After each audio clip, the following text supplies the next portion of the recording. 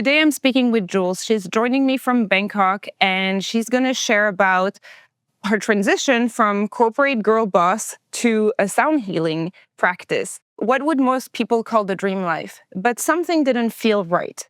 And Jules is going to share with us all the things she did to take her to this life now that feels at peace and in flow. So in this conversation, we're going to hear about Jules' moments, all these moments where things didn't feel aligned and she decided to leave the noise behind. So let's step into it.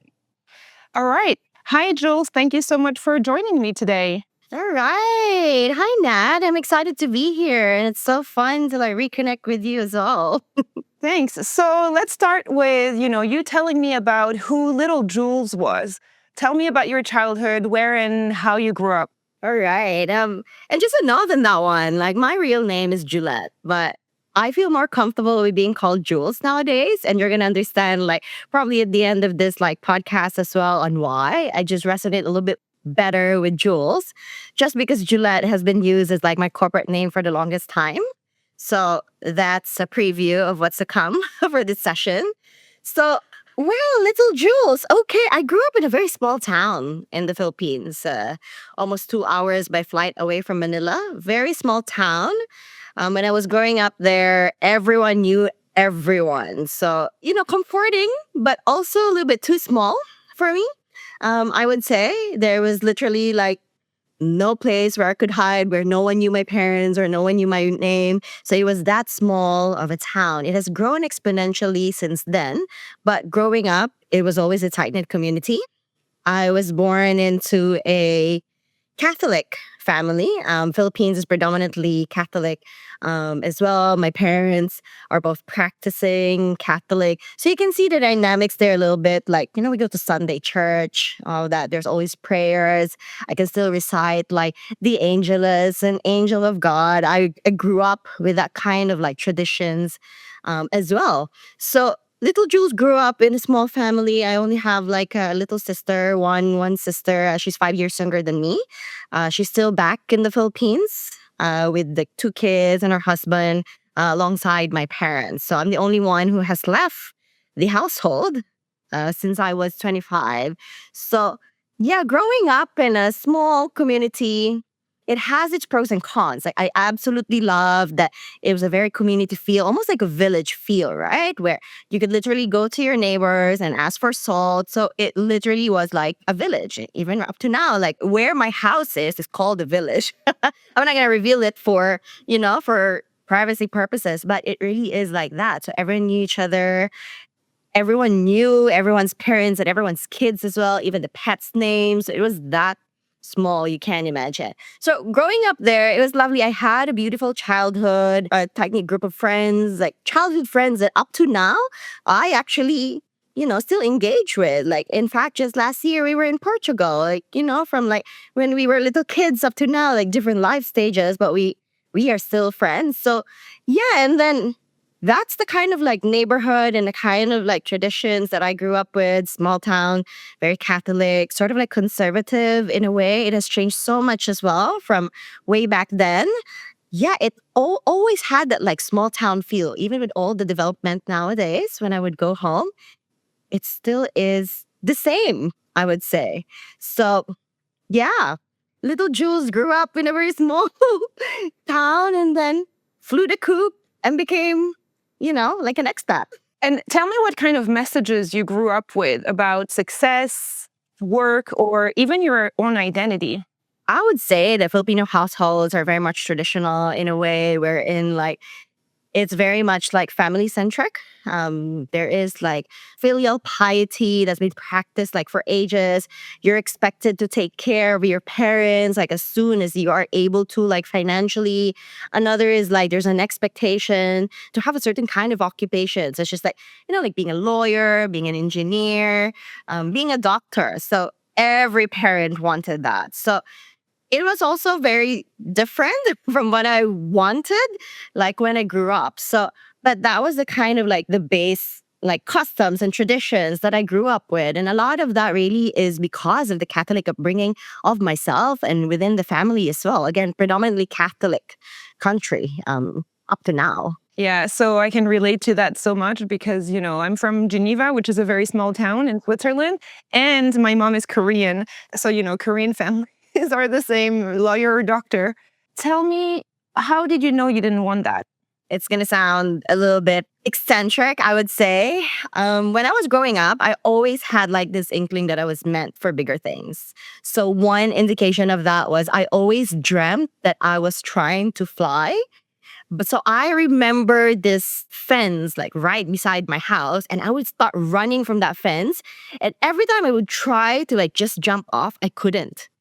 And that dream actually, was sustained for several years until I left for university in Manila. So, which is an hour and a half or 2 hours away from my hometown. Then it stopped. I had a great life in Manila. I went to university there. I started my career there. I have an amazing group of like friends that I'm still friends with up to date. And there was also a time where I had worked there for like graduated and then worked for 5 years. And then again, I had that same dream of like just running and trying to fly, but was being curtailed, almost like this invisible cage was trying to like, like cage me into like, no, you can't jump, you can't fly. And then my intuition just said, maybe it's time to go. And I know these exact words because at the time I was going through like a breakup. And then my intuition just said, there's nothing left for you here anymore. And it was so loud that I didn't even realize that I was so surprised, like even myself, right? I had always thought as well that I would be in the Philippines, like working for the rest of my life. Even my parents expected that. My sister expected that as well. And maybe there was even like expectation of them, like, like for me to like go back to my hometown after I had graduated and establish my career there. That never happened. And this call from my intuition also came to light. And that actually started the second part of my life, which I call my first O. So I've had several O's in my life that actually propelled me to pivot in so many ways.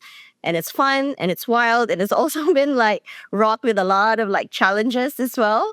And a lot of questions and I wouldn't say pushback, but maybe just like some challenges as well from like, from my traditional family and even like my friends who are still based in the Philippines. Yeah, so let's explore these O moments for you. Tell me about your first job. What was the first jump from Manila? So I was heartbroken. I was 25 years old.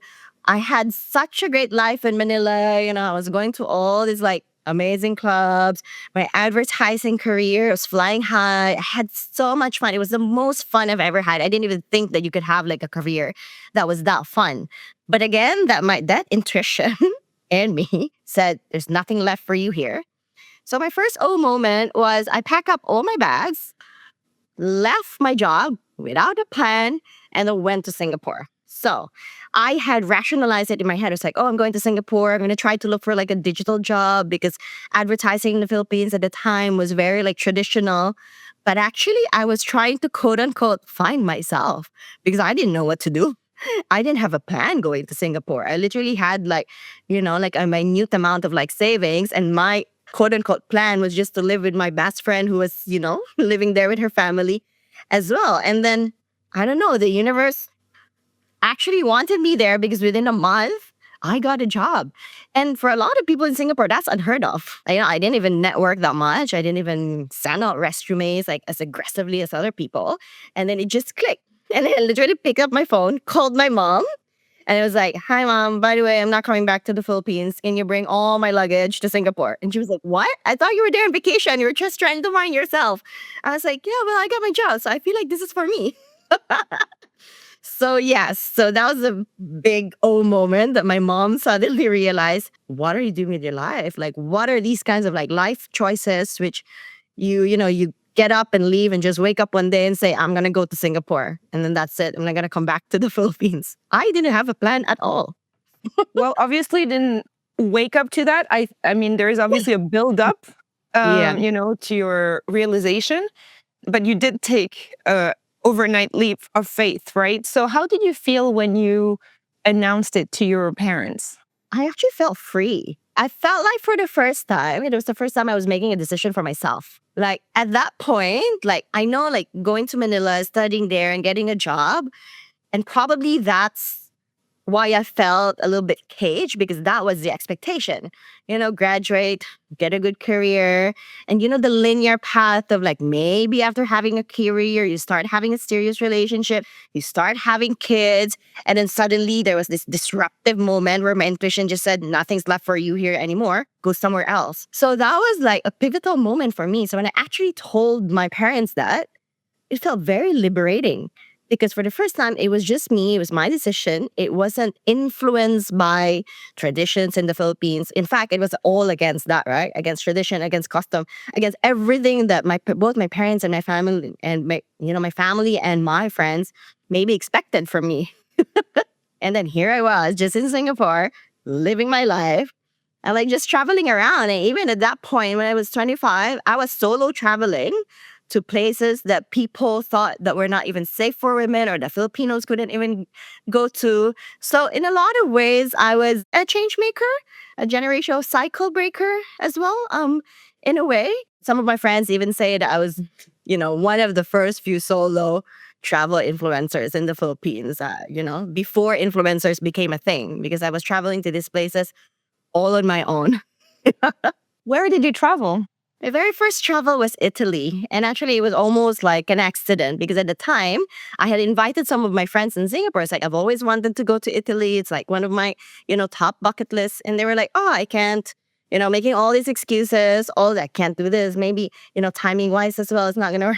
And I just threw up my hand and said, you know what? I'm going to do it on my own. So, yeah, that was also like an inkling of like, how my life is going to be from like 25 up to now, where I was just constantly breaking convention. So pack up my bags again, went to Italy, went on a 3-week trip there, absolutely loved it. And I also got exposed to a lot of people who were doing the same thing. So for me, that was like such a eureka moment as well. It's like, and not just like Westerners, so to speak. The very first person I engaged in my hostel in Paris was this woman from Hong Kong who had lost her job, because the financial market had like crashed at that time. It was 2008. And she said, yeah, I just left. And now I'm traveling the world on my own because my husband didn't want to go with me. We're still going through with my divorce. I'm like, what? So that for me was like mind blowing, coming from a small town. That didn't happen. Yeah, and now that you revealed what year that was, you and I are the same age. It revealed how old we are. And because I do want people to realize that this was pre-social media. Yes. And I think for 25-year-olds today, it's hard to understand what traveling solo as a woman, as an Eastern woman, Yes. coming to Europe means. This is a big trip. My Korean cousins were so scared to leave their country, back then. I mean, some of them still are, because I'm just thinking, if there's a little, Korean or a Filipino girl listening, even now in 2025 or 2026, with social media, even if it feels easier, tell me a little bit about this cultural block that we can feel when we have moms like ours. Yeah. So a lot of times I feel like family traditions and family expectations, especially for women, are a little bit like stringent. Like there's always this expectation, oh, you need to be this like prim and proper, like proper women don't go traveling alone. Proper women don't talk to like total strangers that they just met on a trip. Proper women don't go into cars with total strangers. And we've been taught to fear the world so much that it truly ingrained in us. So when I first went on that trip, I was blown away, because to be honest, everyone that I met was super kind. And that was also a pivotal moment for me, just like, like breaking like the barriers of what I was taught, and like unlearning all of that. Because then I realized, you know what, the world is actually full of really good people. And of course, I'm not discounting the fact there's the not so good part as well. But I've always felt as though like attracts like, right? So you focus on the good. Like I keep meeting all these like really kind, really generous people. And they're literally just the same as us. We've been taught that, hey, there's so many differences.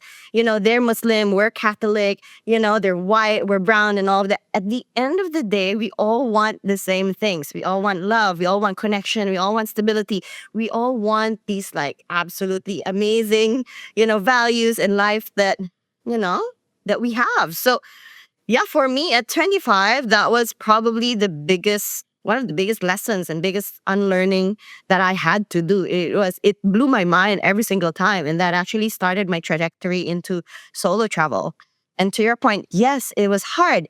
I didn't have Google Translate. I didn't know Italian. I didn't have Duolingo at that time.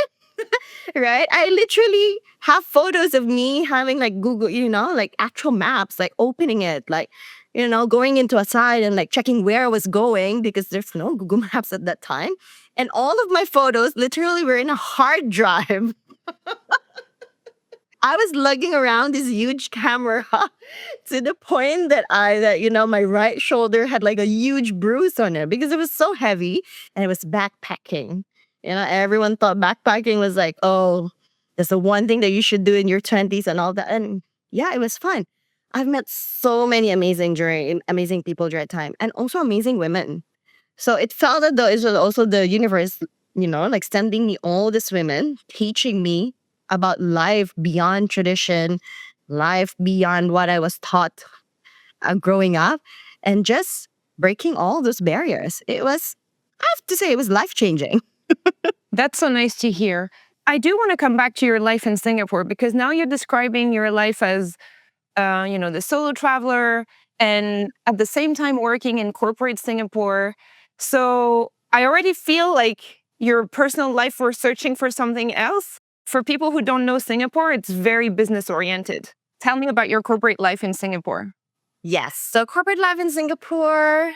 Well, I loved it at the beginning. I was great at my job. I had a knack for mentoring people. And Singapore was such like an amazing place and very safe place coming from the Philippines, wherein, like just walking along one street that you've walked in like 10 times, 100 times in your life, and you can still get mugged. And Singapore was the complete opposite of that. It was Big Brother Nation, lots of like video cameras everywhere. I love my life in Singapore and I love my job as well. I love the people that I met that I'm still friends with, like while I was in corporate. But I have to say, and looking back at it now, right? Like, and in connection with the travel, I was using travel as an escapism because I was searching for something at the time that I didn't even know what it was just yet, beyond like breaking all these like barriers and unlearning all the things that I knew growing up. So that was one of the things that I didn't get to understand yet at the time until like later on, right? So corporate life in Singapore, my god, it was very hectic. It was almost 24/7. I was doing all this like overtime, and there were points at that time where I was asking myself, like, for what? Like, sure, for the paycheck and all of that, it allows me to travel. And at that time, it was enough for me. I had enough money to do what I loved doing at the time, which was traveling. So they were very much interconnected. I was doing all this corporate work because I wanted to travel, because travel taught me so much. So I love that as well. But then it also came to a point where I was like, okay, now what? What's the next one? So the second old moment that I have in my life was when I was 30. So, high flying job, jet setter as well. That was the labels that I had put upon myself for 5 years while I was in Singapore. And then when I was 30, I went home and I was in a conversation with my mom. And I remember this very clearly because she was in the car with me. And she just asked me, it was like, you're 30, you're just traveling, you're working so hard. Like, your work is your life and all of that. Like, what about getting married, like having kids, and like your friends are getting married and getting engaged and having their first, their second kids. So that was her question, and that was the second old moment for me because I was like, "Whoa, is that what I should be doing?" But at that point, I had already developed like a better sense of self, and I turned to her and said, "Well, maybe you're asking the wrong question, Mom. Maybe the question is, Jules, are you happy with the decisions that you've been making in your life?" Well, she started crying. And at that stage as well, I didn't quite understand like why. Maybe because it was just, I was talking back to her. Maybe she wanted the grandkids that I never wanted to give her because I had decided early on that I never wanted to have kids. But then I know that on hindsight as well, it's probably the same question that her parents asked her, and that her parents asked the women before her, right? So it's almost like this generational thing. And then you've got me saying, you're asking the wrong question. That's not the question to ask a daughter, right? So she started crying. So that was really like my second like oh moment. And then the third one was, whew, I remember this quite clearly because I was still very much in Singapore and I was there for a full decade. And, as you know, I'm wearing red. I'm a very colorful person. So I was in Raffles Place, which is like the epicenter of all business and finance in Singapore for those who haven't been there. And then it was my usual commute. I went outside, like into the station, and suddenly I just stopped, like the entire like time stopped. And I was just there. Remember, I was wearing this like pink lavender dress, and I just stopped. And then I saw everyone was just in black, in gray, in white, in navy blue, and then just rushing, just not even looking at anyone, not even looking at me. It's as though I was invisible. And they were just like rushing. And I was asking, I was like, where are they rushing to? Like, why are they in such a hurry? Like, oh my God, like it was such a eureka moment for me because, and then suddenly my entire world like went still and all I could hear was like the clacking of like their feet, like just going inside the clack, clack, clack, clack, clack. It was actually deafening, right? And I was like, oh my God, this sea of sameness. Like, what is this? Like, it's just gray people is what I call them. And, for me, that was like a major turning point for me.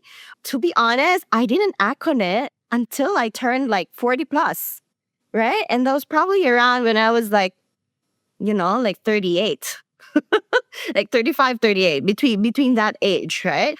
But I didn't act on it immediately because I was so used to this corporate life, to this jet setting life.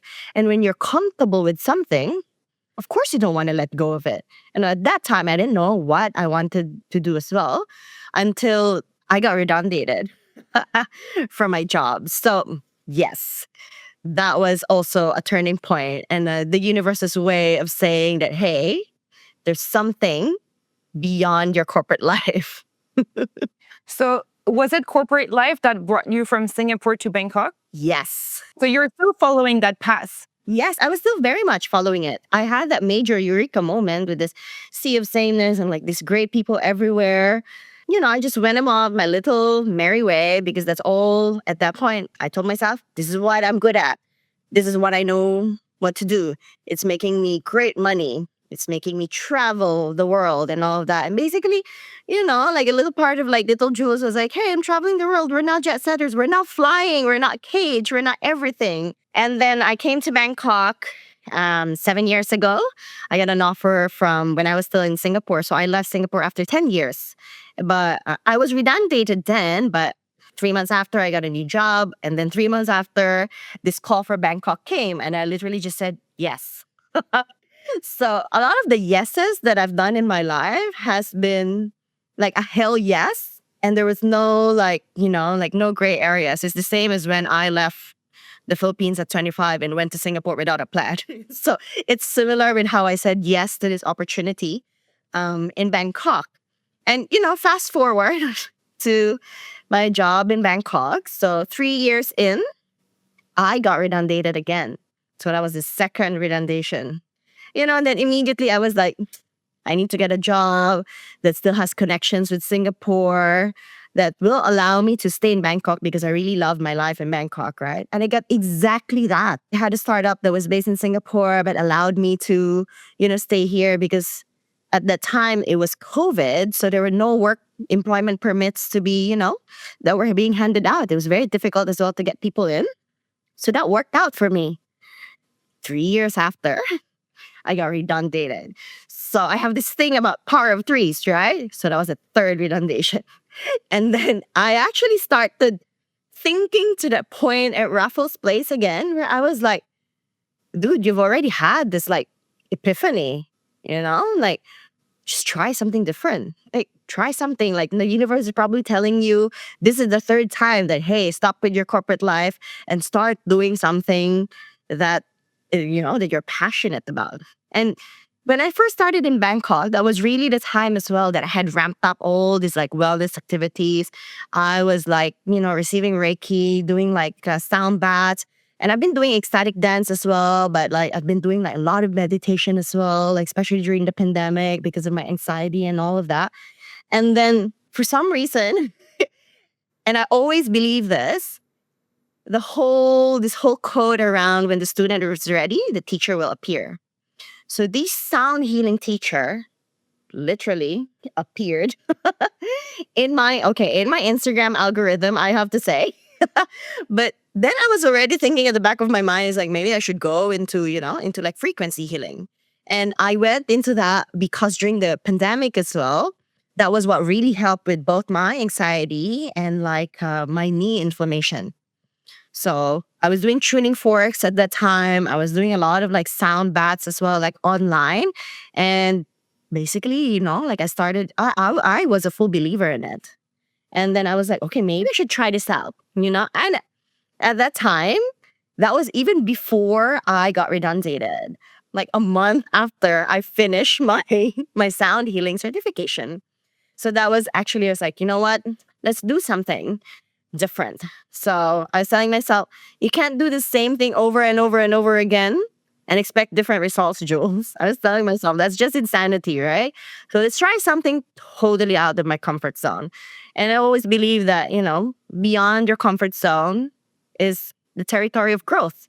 And it's exactly where I've been at 42 now, trying to, restart my life with sound healing and energy work. And that's where I am currently, like just learning about these different modalities, starting up my own practice, and like continuously learning about this world that I before was just like receiving from all these like different practitioners. But now I'm on the other side because I'm actually like giving this to like clients and, like both private and corporate as well. So that's the entire trajectory so far. Like I've always had a lot of these oh moments that led me to where I am now. And it was almost always intuition led. It wasn't like, hey, I had a game plan, let's strategize 6 months, 3 months. Oh, no. It was my intuition saying, you're done here. Okay, let's try something new. There must be something at the other side of corporate. So I just went for it. And here we are. So I want to stay on this topic for a moment because I love that you have all these intuition moments, and for you it was crystal clear when something fell off, you moved on. And I think it's amazing because I operated pretty much in a similar way. So I love to hear that because I'm like, oh, I wasn't the only crazy one. But I know that most people I meet have fear and hesitation when this feeling of, I'm not sure about this choice, I'm not sure about this life. A lot of my friends even have a hard time just taking the leap and just doing it. And Mm. would you have any kind of advice? I mean, you grew up, I guess, developing this intuition. It came up in your dreams. But, I sometimes struggle to find the right words to tell friends who come for advice because I feel like telling someone, oh, just follow your gut, it doesn't resonate with them sometimes. Yes. What can Yeah. we tell these friends of ours to help, to support, to say, hey, it's not that scary on the other side? And it's a really good question because I get asked that as well, like from my friends, and there's really truly no like one size fits all answer. What I would say is, and this is also coming from my corporate training. It's gonna sound very corporate, but test and optimize. So if you're afraid of making that huge jump, make mini jumps first. So it could be, for example, as like, oh my God, as easy as like taking a different route to work, like changing your routine on a weekend. If you're used to just like binging on Netflix, why not go for a walk in the park and see how that makes you feel? And I'm saying that and just see like like how that's like contrasting with the way you were living your life like before. Like try it out for a month, like try walking in the park every Sunday instead of binging on Netflix for 8 hours every Sunday. And tell me then how you feel after a month. And I'm pretty sure 100% all of the time, people will tell you and me, oh my God, like suddenly I want to go out to the park and like, Netflix is like, it's not a waste of time. It's great for entertainment as well. But, there's a function for everything. And then this mini jumps, like sort of like allow you to test, like, hey, I'm feeling different. I'm even thinking different. And as we know, if you're walking in the park, there's a lot more of like benefits to it, right? You get more focus, you get more clarity. You want to be outside, you want to be out in the sun, you want to be out in nature, you want to ground yourself in the earth, right? So I tell them that. I was like, literally go touch grass instead of being in being cooped up at home watching Netflix for 8 hours. Just do something different and continue to do that. So, and I kind of did that as well, like during the pandemic time when I had my year of yes. So I basically just said What's yes. the year of yes? The year of yes was basically saying yes to things that I was uncomfortable with. And, it could be as simple as like, hey, you want to try out this new cafe? And I'm like, before I was like, oh, but I really want to go to my usual cafe because they have the almond croissant that I want. And, things such as that. Oh my God, we're so humans. As humans, we're so predisposed to like just the comfort of everything, right? A little nudge in another cafe is not gonna, it's not gonna ruin your day. It just allows for discovery. And I feel like sometimes this is why these mini jumps help, because it awakens that like sense of discovery in you that a lot of times us as like adults have lost. Right? Because we have all of these like labels and all of these like responsibilities. When we were kids, did you think that we ate like, I don't know, pieces of paper because someone told? No, because we were curious. And that's like curiosity actually that allows us to, to do this like things that people will say. They will say, don't do that, like that's uncomfortable. I mean, sure, eating paper is not the best the best example, but like, as kids, we did all of these things that our parents were like, hey, don't do that. That's not what a kid should eat and all of that. Just try doing that. It will really awaken like your sense as well of like curiosity and like wonder in you. And a lot of times curiosity is the trigger, right? For doing something different. And it was as well for me when like during my year of yes, I basically said yes to wall climbing. Never wall climb ever in my life. My friend was like, hey, do you want to climb like this mountain in New Year? And I was like, oh my God, I did say that I was going to do a year of yes. And I basically just said yes, even though I haven't trained for it. But you know what? It was uncomfortable. But when I was at the summit and it was the 1st of January, seeing the sunrise on top was mind blowing. And it was absolutely amazing. And I was like, I'm so thankful that I did this, And it's one of the most uncomfortable things I've ever done in my life. I had to camp. There was no showers. It was super cold. My knees were creaking when we were going up and down the mountain. But at the end of it, it's now a story that I tell everyone over and over and over again. So, at the end of it, like, yeah, I did something that I'm proud of because it was something that was way out of my comfort zone. So going back again to that, just do these mini jumps. Like, just get out of your habits and these like routines that sometimes I would say, and it might be controversial, but these routines often are like a killer for us. Like, we need routine in some ways, right? But if it's a routine that dampens your spirit, that dampens your curiosity, and that dampens your sense of wonder, then do something different. Just move differently, think different, decide different. Even if today you just pick a matcha instead of a coffee, that's a good start. Yeah. And I love what you said about that. I remember this little graph I saw maybe 20 years ago where it showed that jumping out of your comfort zone is actually expanding your comfort zone. It's not taking you to another planet. Yeah. It's just expanding. And if it doesn't work for you, you can always come back because Yes. whatever is safe will still be safe. I mean, if this doesn't work out, you and I can still go back to corporate work. Well, you know what I mean? Like it's still there. And I do want to ask you about something else you said.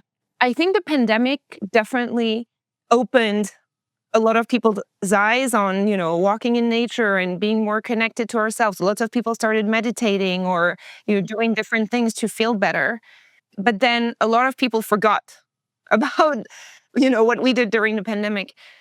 And again, coming back, I think you and I have very similar backgrounds with being surrounded with very similar people.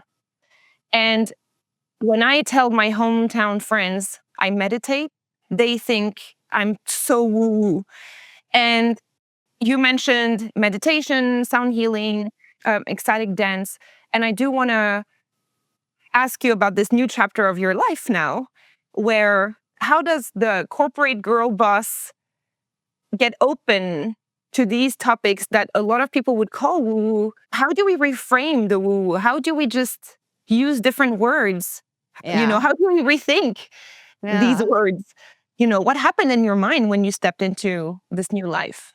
Yeah, I mean, I have to say that it started with me trying to find alternative ways to quote unquote heal myself. And I know that's like such a big word because I had an injury during the pandemic as well. Like I injured my knee and then it developed into osteoarthritis. And I basically went to the doctors and they were telling me you need full knee replacement surgery. And I was like, wait, what? I thought only 60, 70-year-old people like did that. And then with my anxiety as well, it was a double whammy, right? And again, the doctors just said, just take this pill. But with this pill, you have symptom 1, symptom 2, symptom 3, side effect 1, 2, and 3, right? And for all these side effects, you take 1, 2, 3 pills. And I was like, I am not putting all of these in my body. I'm not getting like an EU knee. I can still walk. There must be something more to just this. And that really sort of like propelled me to alternative ways that thinking of like, there must be something else. Right. And the thing is, and then I started thinking, okay, all of these like medications we have, all of that, where did it all come from? Nature. So let's go back to nature. It's not some woo stuff. It's literally going back, right? It's not even woo woo because it's actually remembering what our ancestors taught us, what our grandparents taught us, what maybe like people in the province where I'm from, like still do. Like when I had my knee injury, they didn't take me to a hospital. They took me to a shaman who said, yeah, who said that. I was like, oh, that's why your left knee is like injured because it's too dry because you overgive and you overextend. And I was like, what? And then I still go back to that moment, like, time and again. And when I actually went to the doctors here, I kept referring to that. And so I went back to basics. And then I was like, okay, what did our ancestors do before? What was behind all of these? It's basic plant medicine, like natural things, like going back to like sound, frequency healing. Like it's not something new. It's not woo. Our ancestors have been doing it. If you think of like, like Native American and their flutes, they use that to heal. If you think of like Aboriginals in like Australia, didgeridoo, they use that to heal. Monks across temples use frequency to put you into what we call a theta state, like a meditative state, right? It's not woo-woo. It's all around us. It's a remembering of where all of these came from before all this distraction and all this repackaging of all these ancient remedies and cure, like came to be now. So I would say go back to basics. Like it's like an onion. Peel all of that layer and see where it actually came from. It is, you said it before with the kids. One of my spiritual teacher is Wayne Dyer, who I love. And he always says that, when a child is born and his soul is not, confronted to the world, he's so pure. And then he goes through 15 years of people telling him, no, don't do that. You cannot do that. That's not what people do. And, all the conditioning. So now let's talk about this next chapter of your life, because you are now a sound healer. Tell me about, what life feels like today. And, Yeah. what does this chapter look like for you?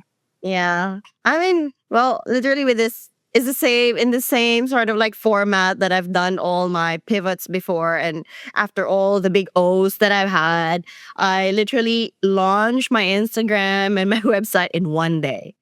Because there was this push-pull kind of energy. It was like, ooh, what if I launch this? And like everyone knew me as this like jet-setting corporate girl boss. Like before, and then suddenly Jules, the sound healer. Like, what?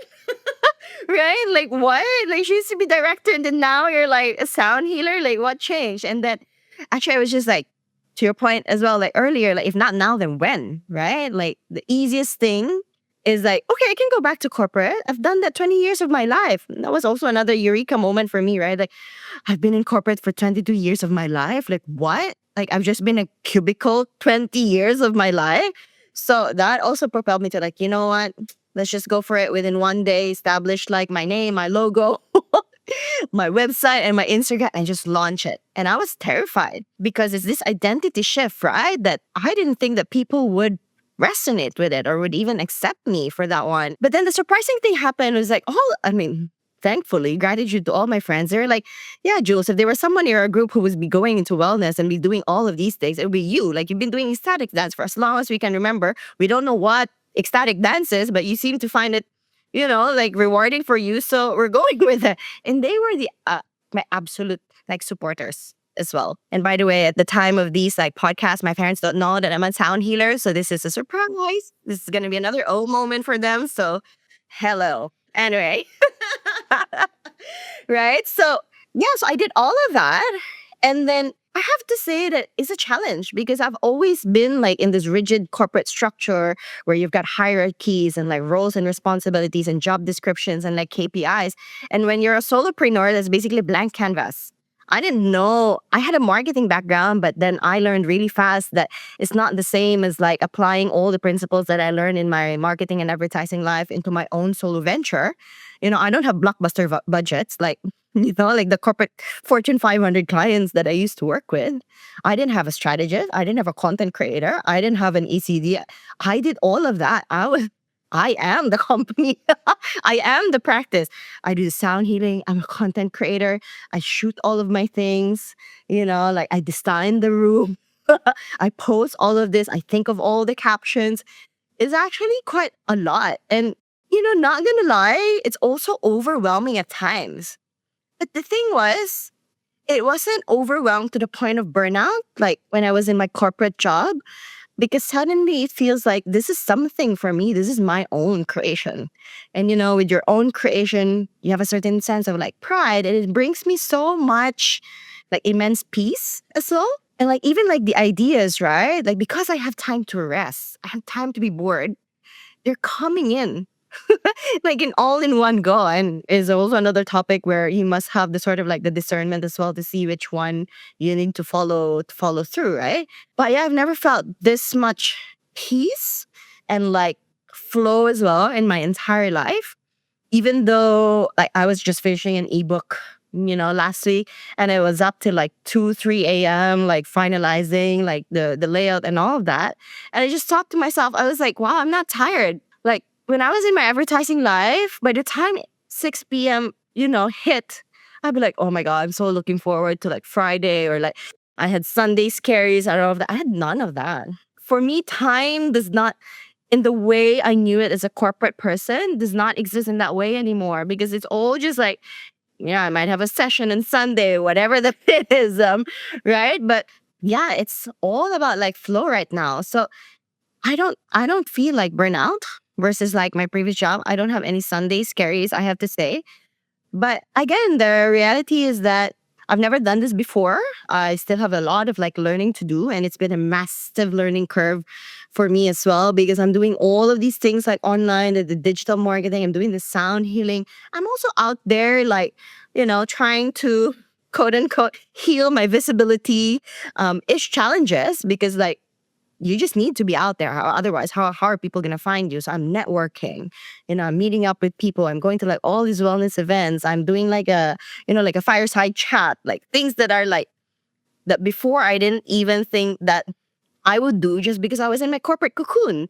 And the corporate cocoon had like, a set of rules and a set of like, again, roles and responsibilities. But here, blank canvas, got to start from zero, and you learn from there. And even now, I'm like thinking, how do I scale up? In my corporate job, it was easy for me. Go do a GTM, go to market strategy, and then scale up from there. Now it's really like, what's the most feasible sort of like activity that I can do next? Like, how do I scale this up without burning myself out and without like compromising on my values as well, and making it like another marketing project? It's also that kind of like balance, I would say. Yeah, but now you have all the tools because of your corporate life, because of your traveling, because of working on your mindset. I just feel like it's all coming together. And I like to, use the subline of rethink your life as reconnect what you do to who you are, because it is ultimately this. I think I've also been very lucky. My whole life, I've just followed my guts, and I've never really, I only had corporate jobs maybe once or twice for, 1 or 2 years. But then I was like, I don't know, this is not for me. I was always very scared of this concept that there's two people in one body. Like there's the Monday to Friday person and there's the Saturday to and Sunday person. I was like, how are these two different people? And, solopreneur is not easy, of course. We're recording this on it's 7 a.m. on a Sunday for me, it's 7 p.m. on Sunday for you. We're just enjoying this conversation. It doesn't matter to me anymore. Days just get very blurry. I go to the beach on Wednesday if I need to use your words, this feeling of peace and flow, and this feeling of just it feels right. Yes. And this is what we're looking for. Yes. And I really urge people to, if it doesn't feel right, Steve Jobs said that, keep looking, be curious, just keep looking, because this cannot be it. So I'm so happy for you, Jules. This is so nice. And I cannot wait to see what you do with your growth right now, because the world needs what you're doing. Just tell me about sound healing for a minute. How can it benefit individuals and people at corporations? Yeah. So people at corporation, right? At the very minimum, at its most basic, like sound healing allows for nervous system regulation.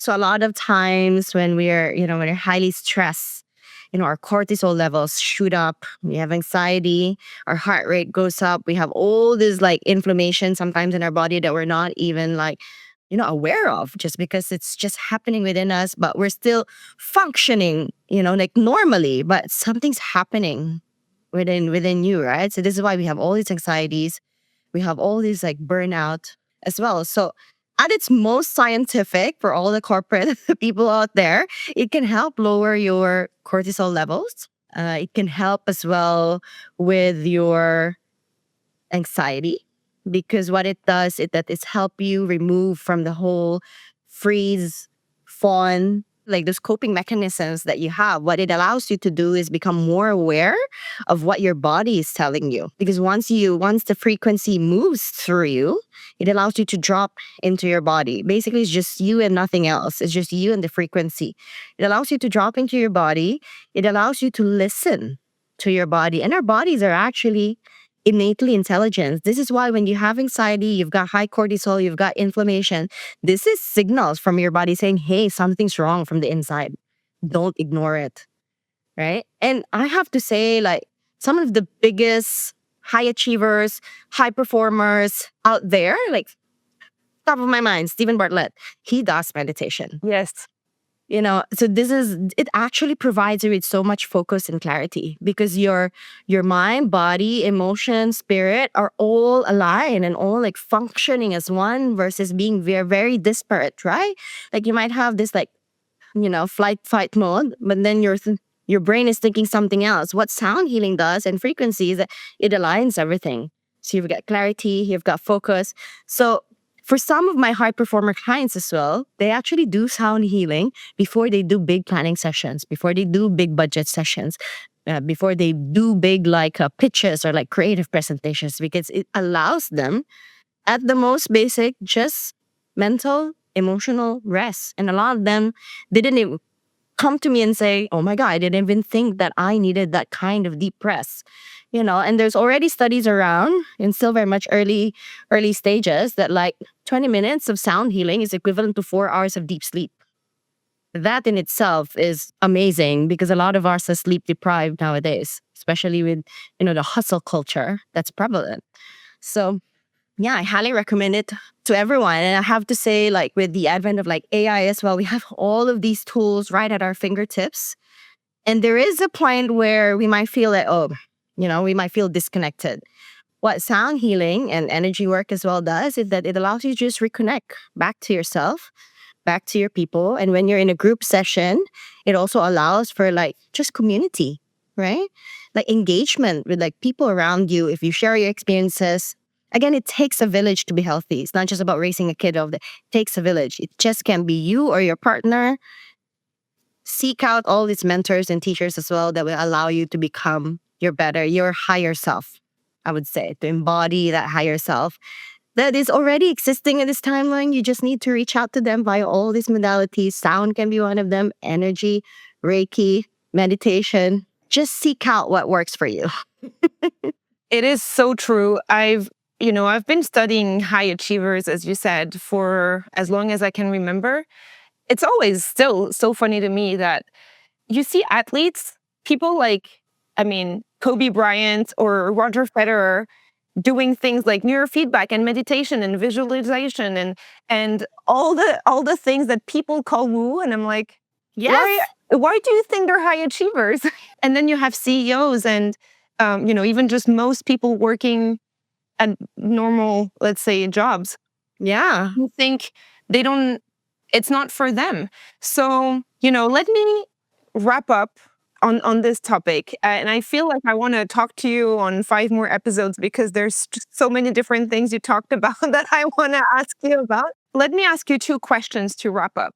Who are you now, and what do you know now that you wish you knew at the start? Fantastic questions. By the way, who am I now? I'm a consciousness explorer, I would say. I'm an adventurer of life. And, looking back at my life trajectory as well, that is the one thing that has been constant in my life. It's not a wildly different sort of like me. It's just up leveled me, like from age 25 to 30, now to 42. I've always been all about exploring and just exploring the spiritual realm now, but it's still an exploration of life itself, right? So I would say that's who I am right now. And then what I would say is like the thing that that would have been nice to know when I was like probably younger and when I was starting like this whole journey is not to let expectations, rules, and labels of society like curtail what you want to be and who you want to be. Because for the longest time, it took me a while to get to where I am now, right? Like 42 years. Yeah, I would say go with your gut. I know that's like such a big thing for a lot of people as well. But I have to say, like, it's been highly heart expanding and mind blowing, like, what you can achieve when you don't allow all of these like expectations and, labels to define who you are. Like, think of yourself as a blank canvas and start from there. Don't start from all of these like labels and like expectations because that will just cage you. Start with a blank canvas and define who you are with your own rules and with your own set of values and with your own passion and with whatever purpose that you feel you want to go with. So, yeah. You've almost answered my second question, which was, if someone is listening now and they do feel this discomfort, what should they do? So you already answered that in a way, Yeah.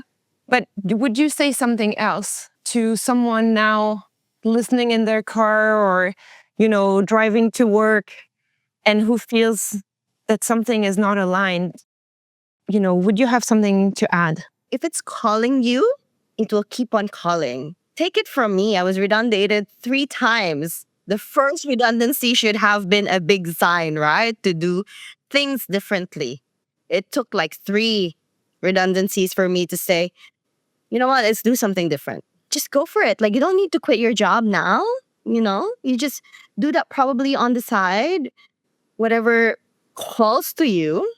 And it's such a privilege to actually be able to do what you want to do. A lot of people don't have that kind of like choice. So if you have the sort of like the means and like also the courage and like the resiliency to go for it, I'd say go for it. Because again, the easiest thing to do is to go back to our comfort zone. But to expand it is a whole other level of leveling your life. Like, just try to see like where that leads you. And I bet you it's gonna take you on this grand adventure that you're not gonna regret. No one can regret it. And you said something really important. I think also, when you are in this corporate world, I think people feel stuck for the scariest reasons, but you're actually in the best position because you have the salary, you have the money, you can, start a side thing on weekends, as you said, be intentional with your Netflix and your having drinks on Friday just because it's Friday. You know, you have so many hours you can spend at exploring something new while you're in the comfort of your job. So, often had people who are like, yeah, but what am I gonna? I'm like, just stay where you are and just do something different 5 hours a Yes. week and then Yeah. see where it takes you and just, have it develop this way. So now that you have an Instagram and a website, what are they and where people can find you? Yeah, so it's called Anahata Energy Alchemist. So that's both my Instagram handle and my website. So it's anahataenergyalchemist.com. And yeah, you can find me there. I do sound healing. I do deeper work of energy work as well, ancestral healing, self-love alchemy. Those are my signature sessions, and also vibroacoustic massage, which is more of body work, basically feeling the vibrations on your body as like Tibetan bowls or move across you. So yeah, catch me both on my Instagram and my website. Make sure to spell that out in the show notes. So yeah, hopefully we will motivate a couple of people to rethink and to have some of the oh moments like you did. And yeah, thank you so much for sharing your story with me, Jules. All right. Thank you so much for this opportunity as well. This was like so much fun and very enriching as well to like reconnect with you and talk about all of these like topics. And yeah, to everyone listening, I hope you got a few nuggets of like insights that will help propel you to rethink your life, even to the smallest of like steps.